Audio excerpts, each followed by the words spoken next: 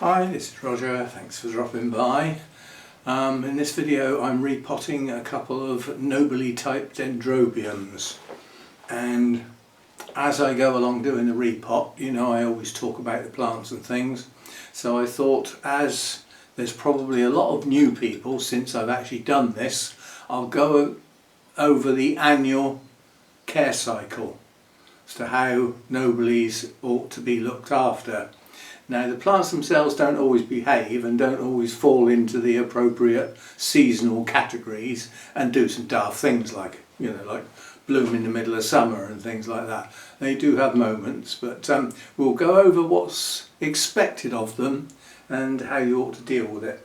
And part and parcel of that is repotting at the appropriate time, which is not normally when they're in full bloom, it's after that, when the new growth comes, which is whereabouts we be. Before we get going, I've got to the point now where the daytime temperatures, when the sun hits the roof, are coming up a bit. And as a consequence, my humidity is reading a bit low. I mean, currently it's 72, I'm happy with that. But I mean, the other day the temperature had climbed up to sort of 22, 23, and the humidity had gone down to 55. That's too low. So I've got, well, let me turn the camera around a bit. We've got to go down a bit anyway in a minute, so we'll do that. This is my little home humidifier.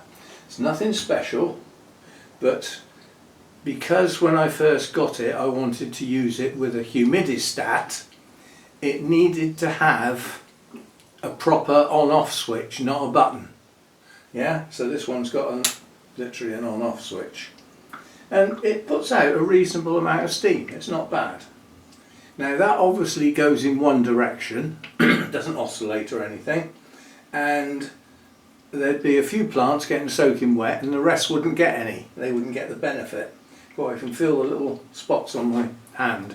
So what I do, turn it off for a minute, what I do is the overnight thermostat for the heater and the fan, because they're linked together, is set to my 14 degrees, sorry. Is it 14? Yeah, it's 14 on the thermostat, but the thermostat reads a bit high, so it's about 12 degrees, that's where I wanted it. So if it drops down one below that, it kicks in, the heater comes on, the fan oscillates and distributes that heat so that I don't get any hot or cold spots. And then once it goes up to a degree above, it stops and it cuts off. So I want to use this fan with this. So what I have to do, and the hard bit is remembering to undo it and put it back how it should be for the night time. Otherwise it might get pretty cold in here. So what I do is I turn the heater off, the actual heater, not the thermostat, and then I wind the thermostat up to a silly high temperature, which automatically switches on the heater and the fan, but I've turned the heater off, so the only thing that comes on is the fan. But what I do is when I turn this on, I turn the fan on manually, so that we get the fan distributing all of the smokiness. So I'll turn that back on now. You'll see the back of the fan, as it oscillates, starts to suck this over and then blows it out, and the fan oscillates, so it's blowing this humidity out all round the grow room. So that's how I use it. But what I've got to do is remember to wind the thermostat down to the nighttime temperature, turn the fan on, obviously it won't come on because the real temperature is higher than that, it's a thermostat, and remember to turn the heater back on. So set the thermostat, turn the fan back on, turn the heater back on. Neither of them come on, they wait for the thermostat to turn them on. So it's a manual daytime thing, but I set it back to auto for overnight. So that's that. Let's put my cloth back on. Right, we'll get that out of the way.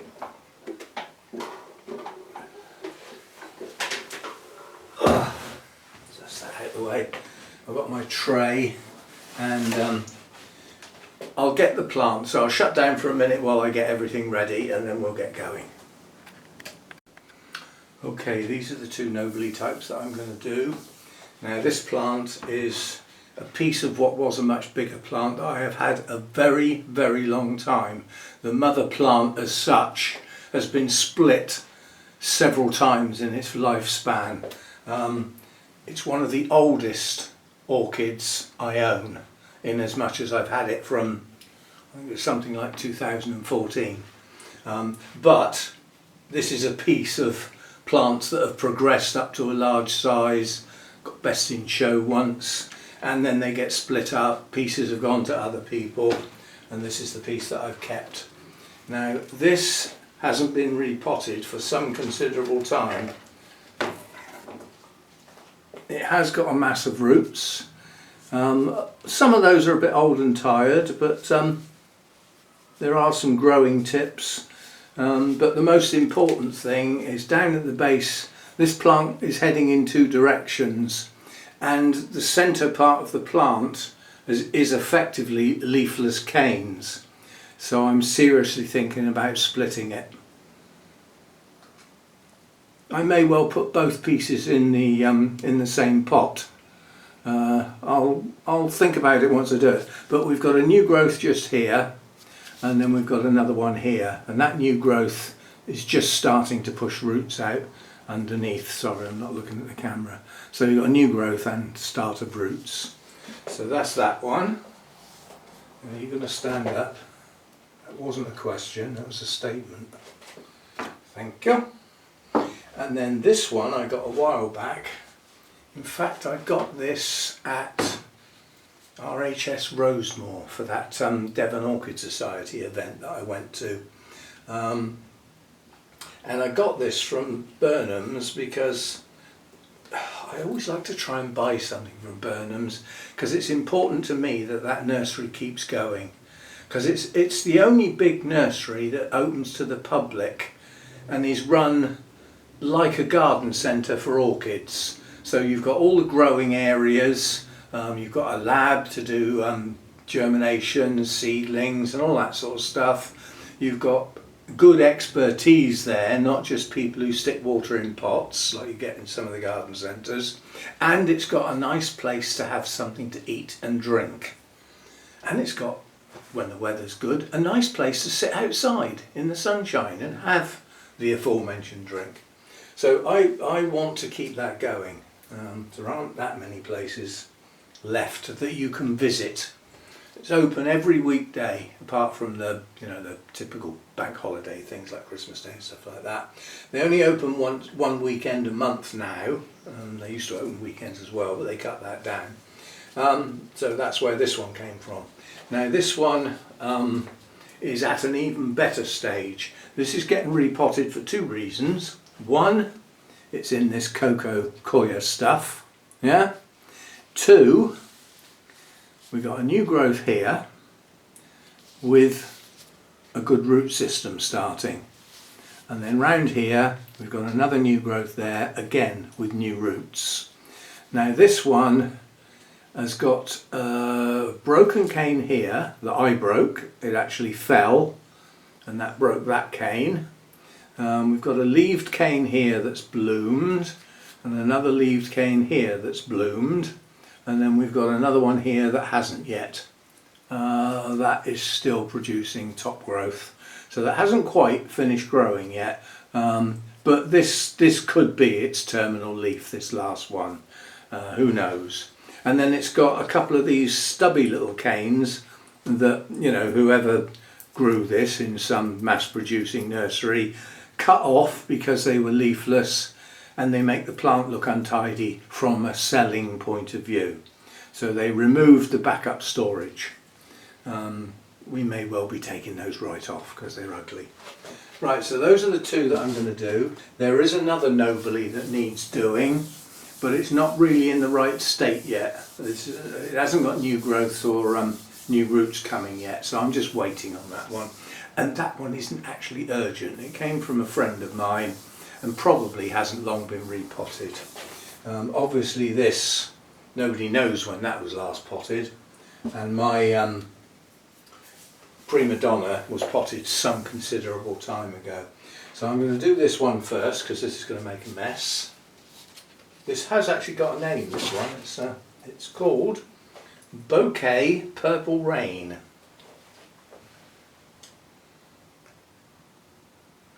And the instructions on the tag are: needs good light, drier in winter, water frequently in summer, cool 10 degrees. So we will now start elaborating on that. We will start in the spring. Late winter, early spring is the time when Nobile hybrids should be coming into bloom.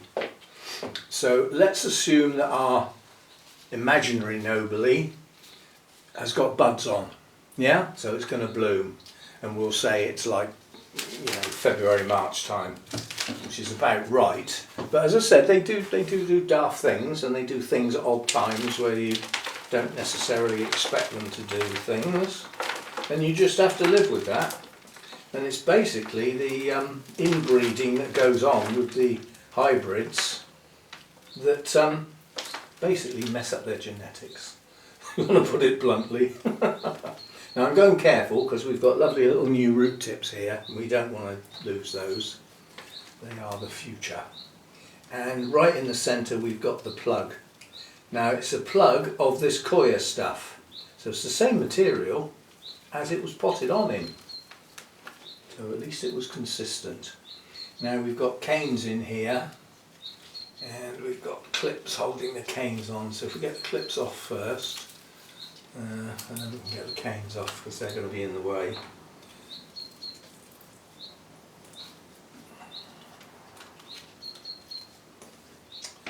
Right, these clips are a nuisance. That one's not doing anything anyway. Let me just pop that down a minute. They're easier to do if you've got two hands. I've got a manky leaf there. That's obviously where it fell. I'm taking that off. Well, it sort of fell off.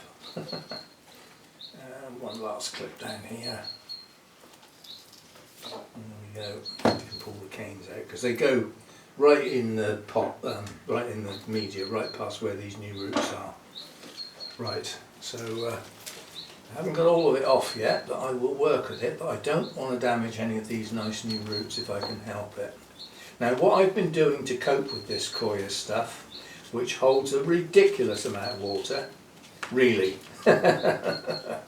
And when it's not in active growth in the winter, when it's effectively in a sort of semi-dormant state, they like to be drier in winter, yes.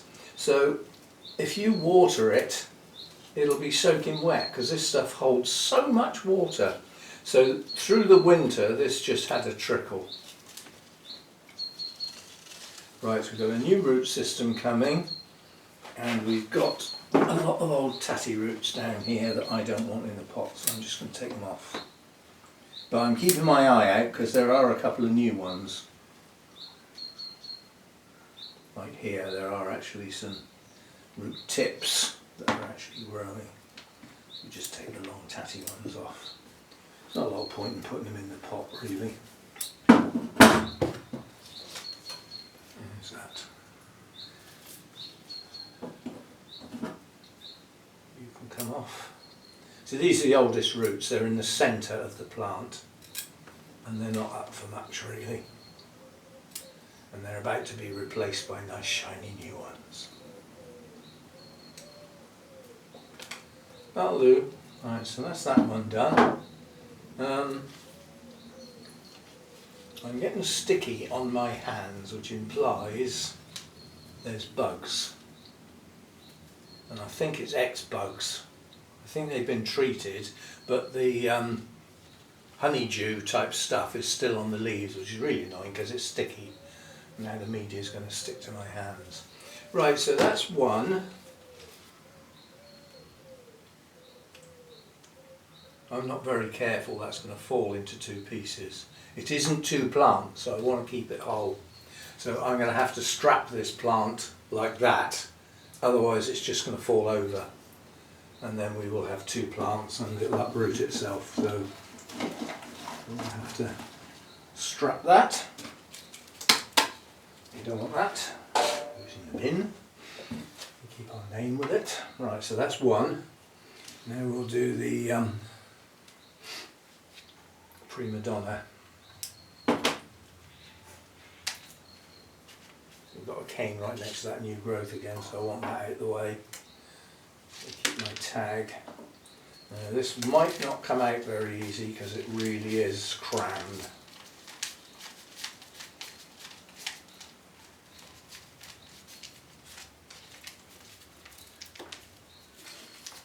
Oh, look, there's no way that's going to pull out, not with that, all those roots coming through the bottom of the pot.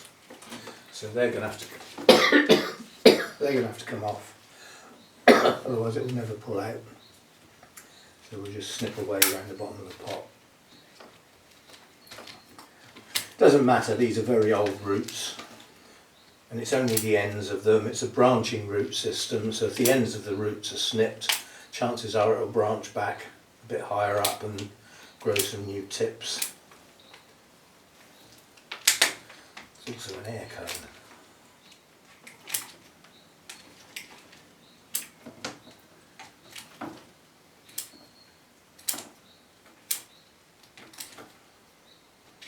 Right.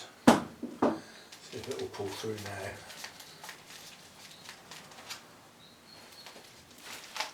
Gotcha. There we go. Now, how much of this media am I going to be able to get out? It's just so compacted. Don't even know when this was last repotted, but it's a good 2 years ago and possibly 3. Itchy snitch. It's got some quite large pieces of bark in here as well, which I shall put to one side. We shall reuse those.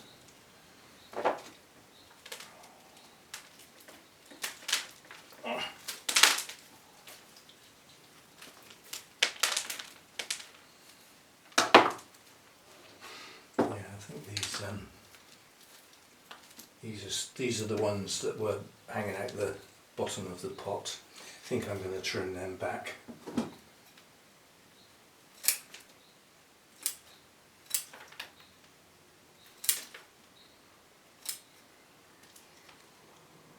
Right, so where do we get to? We got our Nobile in bud.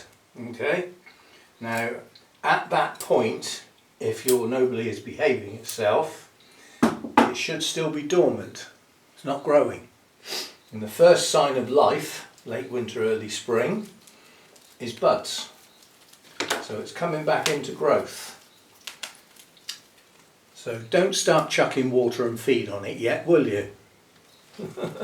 Some people think that if you feed the buds in their early stages, they turn into cakeys. I'm not so sure that a plant can change its mind once it's decided what it's growing. In other words, if it's decided to put buds out, it will put buds out. If it decides that it's not going to do buds and it's going to do kikis, or some of each, then that's what it'll do. So that's my view. Yes, so don't start feeding and everything yet. Now your buds will start getting bigger, and then eventually you'll see a change in them, and they will start to extend away from the stem, and at that point they will have their own little stem, and on the end of that stem there will be hopefully multiple buds, but at least one, as many as 3 or 4 if you're lucky. And at that stage it's nice to introduce a bit of light feed and some light watering, because at that time all of that growth, those buds, are using up the stored energy in the canes. Yeah? So it's nice to give it a bit of help at that point, but don't go mad. It's still not necessarily actively growing in growth type growth, it's growing buds, that's all it's doing. Now at the same time, or somewhere a little bit down the line, you might start seeing some new growths at the base. See, I mean, this one I've got in my hand here, this is just finished blooming, literally a few days ago, and it has its new growth, which includes the start of some roots. So it's coming back into growth, which followed the blooming, although there were signs of those new growths while the blooms were still there. Right, so there's a lot of manky roots in the centre of this plant. I'm going to see if I can get some of them out. And then we'll be able to put some media in there.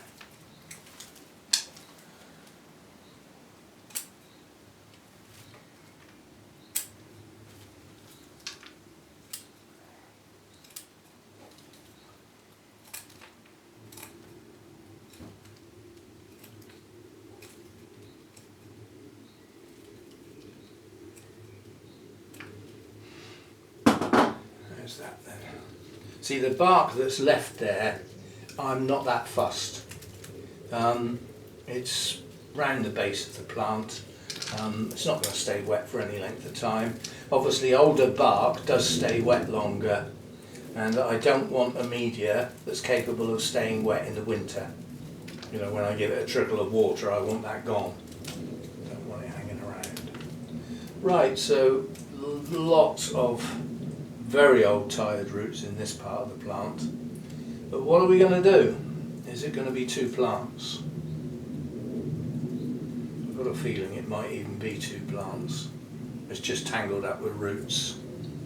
I think that is a separate plant. Now we think we'll have to chop the roots to get it to separate. But I'm going to separate it. I will probably put them both back in the same pot.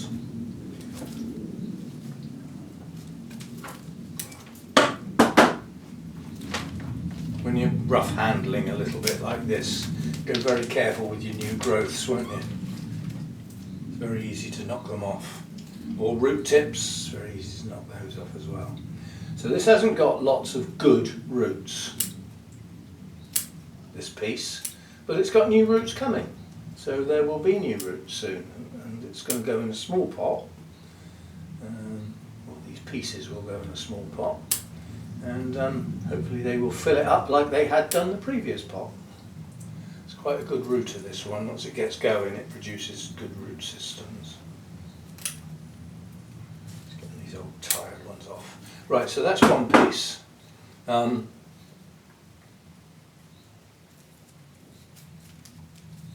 It's got a back end to it, an old stubby bit. It would be nice to sort of get that off, but I doubt if I can. No, this is too well attached. So what we're left up with on this piece is a single cane that has finished growing. It's finished growing altogether, and 3 old canes that are nice and plump. And I'm going to leave them for now, because they will provide the energy to hold the leaves on this one and to push that new growth and the roots. If I take those old canes off, then the new growth and the roots are virtually on their own. They've got no backup. So that's how we'll deal with that one. And then we'll deal with this one like this. Right, so we were starting to feed and water our buds. See how I'm being very clever here. Cunning.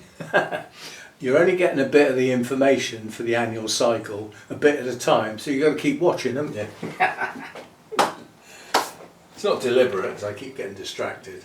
Yeah, so the back end of this plant is coming off, because it sticks out that much, and I will take that one with it, so that we'll end up with 3 old canes and 2 new ones. Yes, I will take that off there.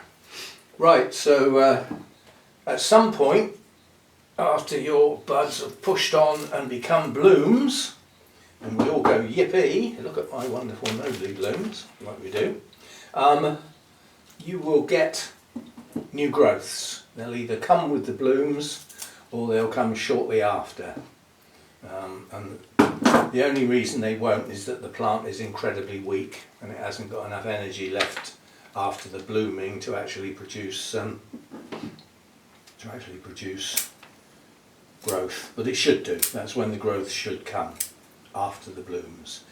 And at that stage you will start seeing new roots. So if you're going to repot, that's a good time to do it. After blooming, as the new growths start to push on, like we've done here, that's a good time to do it. they settle in a lot quicker if you do it at that time. You don't sort of disturb the pattern so much. So right, we've now got our orchid growing. We're heading into the growing season, i.e. spring, summer and part of autumn, and we've got our orchid growing. Now it's an expression I use frequently. If you've been on this channel a while, you'd have heard it more than enough times. Feed and water well in the growing season. What you're trying to do is like on this one. These are full-size canes. This one didn't quite get to the same size as this one, but it's not far off. I was happy with it. This one stopped a bit short. And the main reason is that this plant was starting to get weak because it was trying to maintain both ends and a lot of dead bits in the middle. Yeah, so keep at least as many old canes as new ones. Like this is, I've got 2 new ones, 2 leaved ones and 3 old ones. I could take another old one off, but then again I'm removing some of the energy that would supply this new growth and the roots that will follow. So I'm not going to take the cane off. This is what they look like. You might sort of think, yeah, but it's untidy. It would be much nicer with just those 2 canes. Yeah, but you're taking the strength away from it. It's not going to do as well. Yeah? So anyway, in that season, feed and water well. Now there is a point when Nobile needs very bright light to get the best blooming. You'll probably get blooms without, but you'll get your best blooming if you can do good bright light at a certain time. We're not there yet, but bear that in mind. Yeah, so feed and water well in the growing season and give it reasonable light. Doesn't need that bright light to grow, it just needs the feed and the water, you know, adequate environmental, so not too cold, reasonably warm growing season, yeah, and not too bright. Don't go mad with the brightness, and grow it on.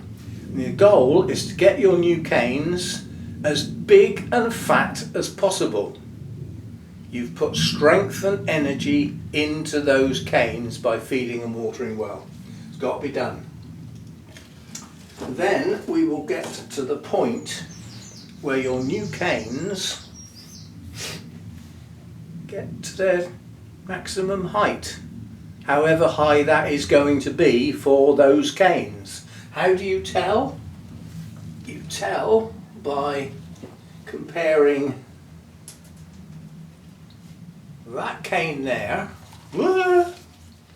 This cane here is growing. Yeah, you see this leaf's going to come out and then it will go over sideways because the leaves stick out sideways, roughly at right angles. And when the growing tip is active, that's what will happen with each leaf. As it gets bigger, it will head out like that. Yeah? And while it's doing that, carry on feeding and watering well.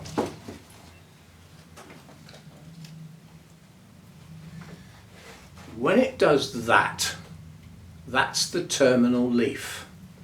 How can you tell? Because it stays sticking up and it stops growing. Terminal leaves are nearly always smaller. They can be reasonable sized. I mean, if you look at the terminal leaf on this one, it's this leaf here. But they are smaller, and the main thing to look for is that there isn't another one coming. There's no new leaf inside the base of this leaf. So it's done, it's not going to grow anymore. They can expand and get a bit fatter, but they're not really going to grow anymore once they get their terminal leaf. And when they get their terminal leaf, you need to start reducing the feed relatively quickly, heading down to 0. You can take 3 to 4 weeks to do that. So reduce your feed down, yeah? And when you get to the point where you've got your feed down, you'll be heading into late autumn by then. This sort of slowing up process is really an October thing. So when you get towards the end of October, you should have done it really. That's how they normally work. And once you get to sort of November, you're heading into winter now. So the growing season's over. They need to go dry. Now they don't stay bone dry for the whole winter. If you read that somewhere, tear that page out and use it in your toilet, because it's cobblers. Where they come from, I know the Nobile hybrids don't live in the wild, but where they come from, Nobiles, it's not bone dry for the whole winter. It is drier, and much drier. So you don't chuck the water on through the winter. You just watch the canes, and if there's any sign of them sort of doing that, then give them some water. Otherwise, just give them a trickle, perhaps at the end of each week. I mean, mine get watered about every 10-12 days in the winter, and they don't get much. So once you come to the end of the period where you've slowed the feed right down to a stop, no feed in the winter, your plant is effectively semi-dormant.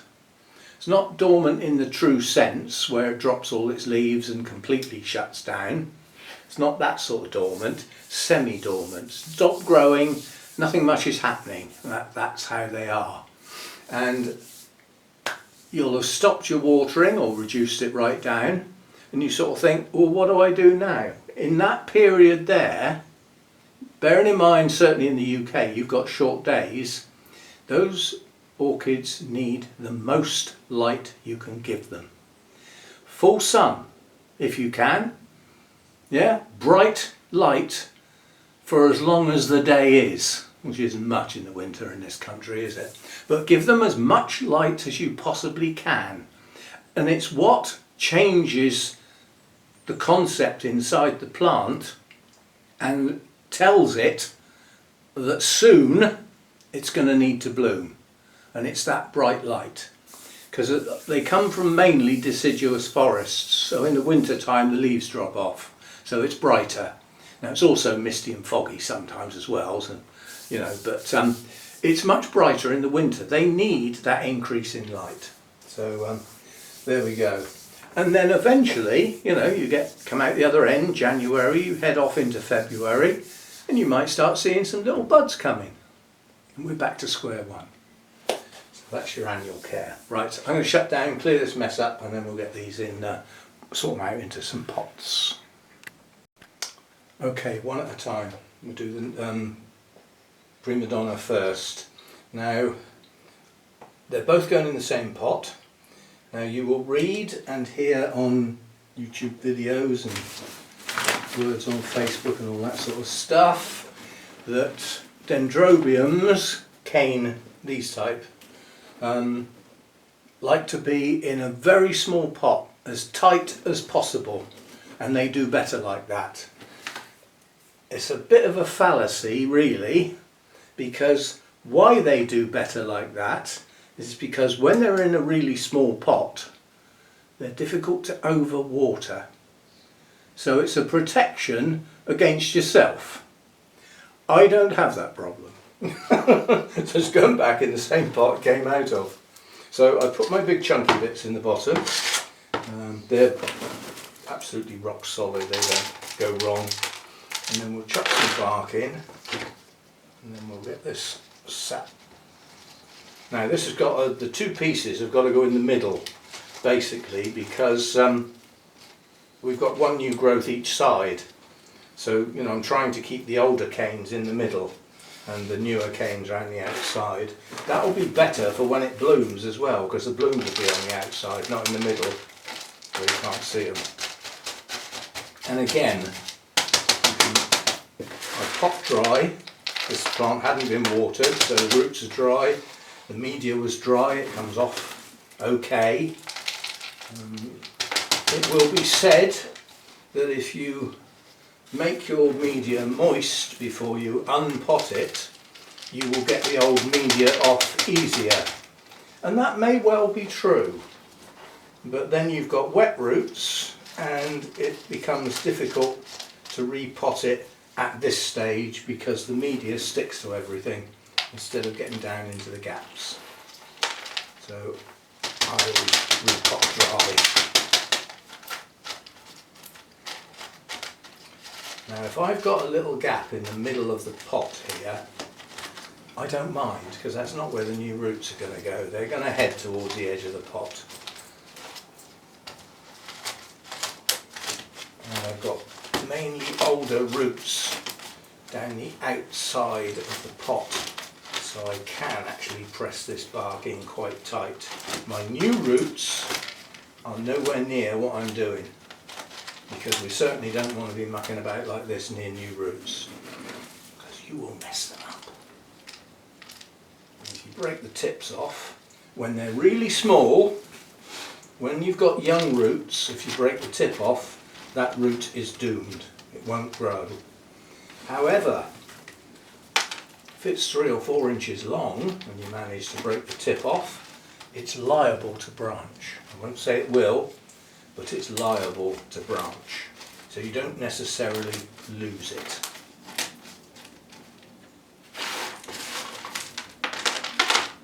Right. Oh, that's quite secure. Jolly good. Well, I'm going to put the old tag back in, but I think I need a new one, because that is only just readable. There's some label makers, all very well, but it's not the label maker that is the problem. It's the reels of label stuff that is cheap, basically. So it fades. You can get label makers that use quality label material that does tend to hold its colour, and you know, the print stays black, but the colours fade and the print just disappears after a while. I mean, again, I know what this one is, so I wouldn't have to worry.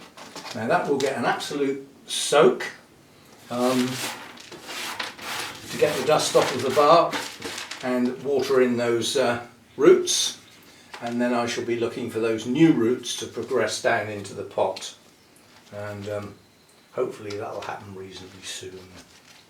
So there we go, that's that one. Stick that one down there for now. Try not to back into it and knock it flying. Right, so now we've got to sort this one out. And this one is going to need to be strapped, otherwise it's going to fall apart. Now how am I going to do that? It's going to be these two here. I think because these are older canes and they've bloomed, I don't need to worry about them being a bit squashed. So I think what I'll do, I've got one of those giant clips, haven't I? If I can get that giant clip to go around the top of those two canes like that, that's got it. Okay, this one's a bit wobbly, but it's pretty upright. So what we've got here then is we've got our new cane here growing on, and then we've got another one, new one starting here, and we've got new roots coming on both of those growth points. So we do have to be careful. And then we've got these stubby little things that were left behind by the mass producer. They are ugly and they're gone. Now we've got decent canes. This cane is snapped. That was it, fell over, so it snapped. So that was me. Right, so now we're certainly not going to put that in a black pot. So I need to go and find a white pot, don't I? I'll cut this off again because I might be a while. Right, now there are times when I have to say, don't do as I do, do as I say. Because I have bad habits. I've been getting away with them for years, I don't care. But once you put them on video, others maybe not knowingly think, well, that's what Roger does, it must be okay. Not necessarily. First thing, I use my scissors on 2 separate plants without sterilising them. Strictly speaking, you should sterilise your scissors between plants. Yeah? It's a safety factor. Then you can't spread anything.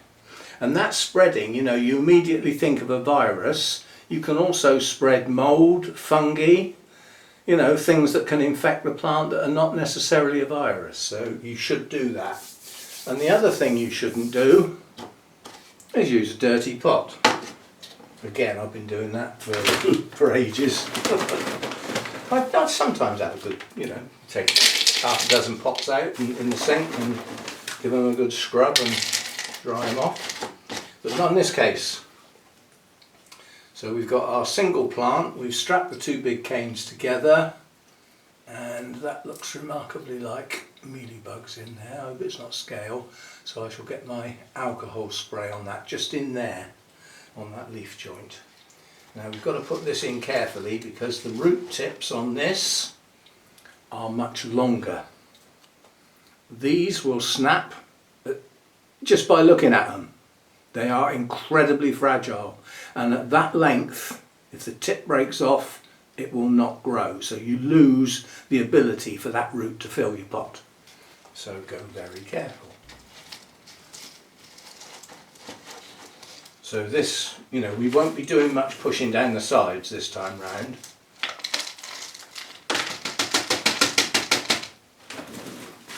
We'll be tapping the pot and watching the bark sink down into all the little crevices. And when I've got something like this to do, which is a bit fragile, I only put a bit in at a time. Don't fill the pot up, just do a bit at a time. Top it up gently. Keep your eye on what you're doing all the time, look. And if you're one of those that has loud music when you're doing it, I can guarantee you are losing your concentration. I know that in the worst possible place I do it, which is when I'm driving. And I can guarantee if I'm playing, you know, if we've got Who Live at Leeds on, it's a classic example, then I'm not fully concentrating. The music is starting to dominate. So, yeah, I mean, you know, I like some music I like loud, others I like calming in the background. But there are some things I just like loud. But, yeah, I mean, if I've got a Zeppelin album on and like Stairway to Heaven comes on, that's going to go out loud. Well, mainly because I sing along to it, and I need the volume of the track to be slightly louder than my voice, otherwise my voice dominates it, and it's not exactly brilliant, so I'd rather listen to Robert Plant singing than me, quite honestly. Right, now we haven't got as many roots on this plant, and quite honestly we do have a problem because this is not going to stand upright. Just getting the bark over the surface of those new roots. They'll head down into the dark then. Right, so you're not going to stand up, that's just going to fall. So it's going to need a stake. I'm going to try and see if I can stake it straight down the middle of the pot. Let's see what it'll do. I have to pick a cane there, keep away from those nice new roots, and see if that bark will hold it. That felt quite good. Right, we will try. Use one of these clips. Don't like these clips much. They're fiddly, and in fiddling you end up knocking it about and dislodge your stake. How is that? That's okay, that'll do. Right, so make sure my roots are covered. I'll head them downwards. Now I've got a couple of untidy roots sticking out the top. I've got a bit of a problem with this one because I've had to put the bark up round the base of the plant to guarantee those new roots are covered. Yeah? Because if they're bare, then they're not going to hydrate, are they? New roots like that won't go green when you water, they don't hydrate. They've got to get bigger than that before they work properly. So, right, we've got it upright. We need to get our spray and get rid of that little cluster in there, little tykes, and that'll do for that one. Keep the same label for now.